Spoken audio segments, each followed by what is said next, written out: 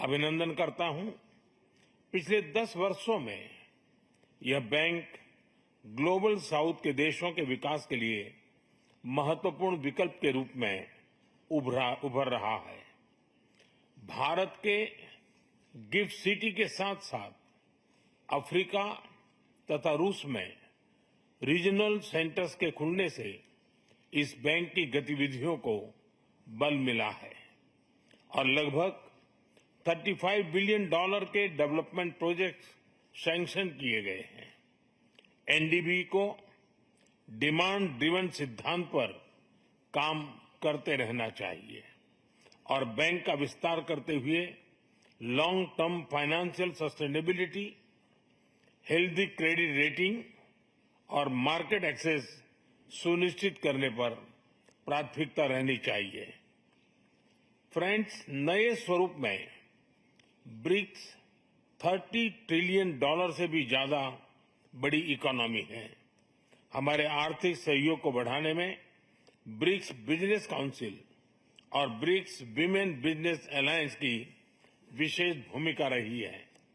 इस वर्ष ब्रिक्स के अंदर WTO reforms, trade facilitation in agriculture, resilient supply chains, e-commerce और स्पेशल इकोनॉमिक जोन को लेकर जो सहमति बनी है, उससे हमारे आर्थिक सहयोग को बल मिलेगा।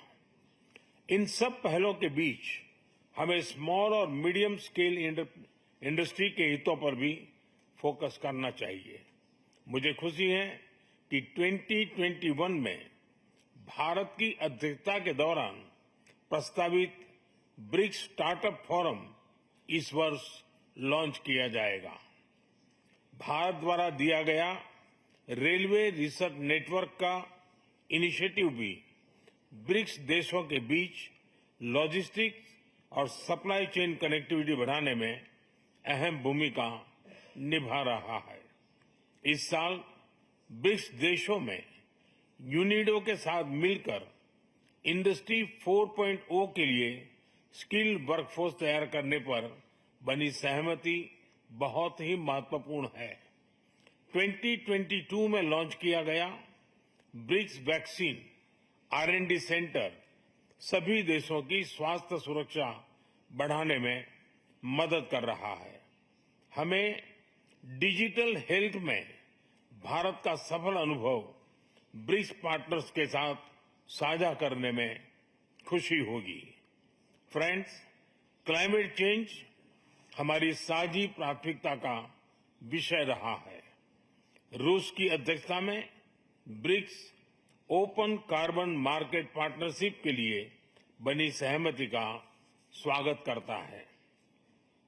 भारत में भी green growth, climate resilient infrastructure और ग्रीन ट्रांजिशन पर विशेष रूप से बल दिया जा रहा है।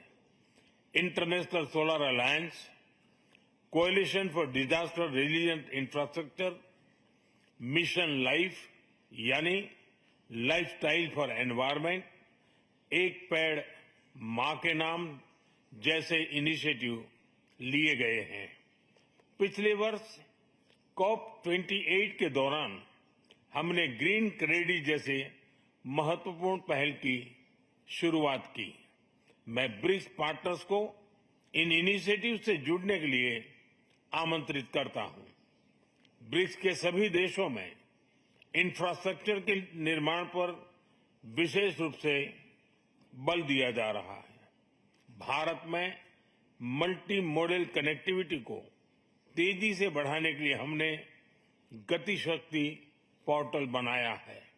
इससे इंफ्रास्ट्रक्चर विकास के लिए इंटीग्रेटेड प्लानिंग और इम्प्लीमेंटेशन में मदद मिली है और लॉजिस्टिक कॉस्ट कम हुई है। हमारे अनुभव आप सभी के साथ साझा करने में हमें खुशी होगी। फ्रेंड्स, ब्रिक्स देशों के बीच फाइनेंशियल इंटीग्रेशन बढ़ाने के लिए प्रयासों का हम स्वागत करते हैं। लोकल करेंसीज में व्यापार और सुगम रूप से क्रॉस बॉर्डर पेमेंट्स से हमारा आर्थिक सहयोग सुदृढ़ होगा।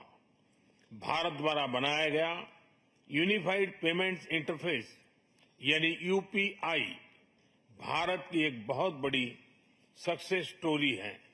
इसे कई देशों में अपनाया गया है। पिछले वर्ष हिज हाइनेस शेख मोहम्मद के साथ मिलकर हमने इसे यूएई में भी लॉन्च किया। अन्य ब्रिक्स देशों के साथ भी इसमें सहयोग किया जा सकता है। फ्रेंड्स, भारत ब्रिक्स के अंतर्गत सहयोग बढ़ाने के लिए पूरी तरह से प्रतिबद्ध है। हमारी विविधता और मल्टीपोलरिटी में हमारा दृढ़ विश्वास हमारी ताकत है। हमारी यही ताकत और मानवता में साझा विश्वास हमारी भावी पीढ़ी के समृद्ध और सशक्त भविष्य को सार्थक रूप देने में सहयोग होगा।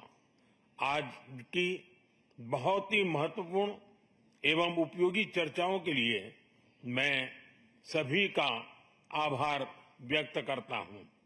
ब्रिक्स के अगले अध्यक्ष के रूप में मैं राष्ट्रपति लूला को हार्दिक शुभकामनाएं देता हूं। भारत आपकी ब्रिक्स अध्यक्षता की सफलता के लिए अपना पूरा सहयोग देगा। एक बार फिर राष्ट्रपति पुतिन और सभी लीडर्स का बहुत बहुत धन्यवाद।